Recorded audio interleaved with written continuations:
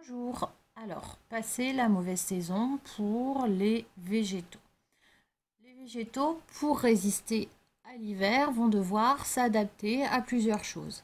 D'abord, s'adapter au froid. Les températures moyennes de cette saison diminuent, donc les conditions, les caractéristiques physiques du milieu ont changé.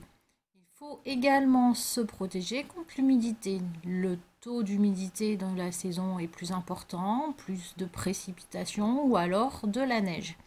Et il faut malgré tout continuer à s'alimenter tout l'hiver, donc chercher un moyen de continuer à se nourrir. Premièrement, pour se protéger contre le froid. Alors, c'est un petit peu comme vous, quand vous avez froid, vous allez mettre plusieurs épaisseurs, vous allez rajouter un pull par-dessus, une veste, une écharpe. Donc, on dit que vous allez mettre plusieurs couches. Ces couches, on peut bien les voir quand on va couper à l'intérieur des structures végétales, comme ici dans le bulbe de l'oignon, vous allez voir plusieurs épaisseurs.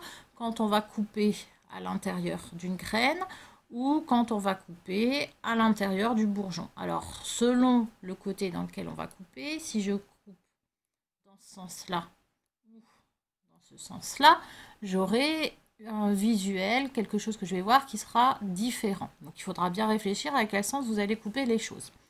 Deuxième possibilité pour se protéger du froid, ça va être donc de mettre un duvet. Ce duvet, vous le voyez ici, quand on a ouvert le bourgeon, on appelle ça de la bourre, ça fait comme du coton et ça va aller protéger ce qu'il y a à l'intérieur du végétal.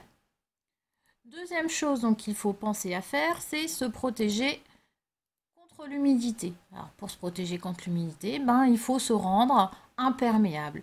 Pour se rendre imperméable, plusieurs possibilités. Alors pensez au haricot qui a une peau, on dit un tégument très dur, très résistant, très solide. Donc c'est une sorte de protection contre l'humidité. Autre possibilité, c'est recouvrir certaines parties d'une substance collante, comme ici. On voit, c'est là sur le bourgeon que ça brille. Et cette substance collante va rendre imperméable cette partie du végétal. Il faut également se nourrir. Alors la difficulté, c'est quand on est enfermé à l'intérieur comme ça d'un bourgeon, on peut se demander comment va arriver la nourriture. Donc pour le bourgeon, c'est amené par la branche, ici, par la sève de la branche. Mais quand on est comme ici, sans autres végétales, sans partie du végétal, comme cette graine-là, ou la pomme de terre, où trouver les réserves, et ces éléments sont en fait faits de réserves. Vous voyez, tout ce qui est là, c'est une réserve pour ce qu'on appelle le tubercule de la pomme de terre. Pour la graine, c'est toute la partie blanche qui est considérée comme des réserves.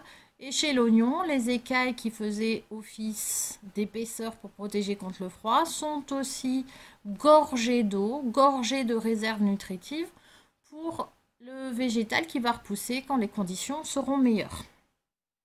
Alors, est-ce que c'est vraiment tout? Se protéger contre le froid, se protéger contre l'humidité, se nourrir?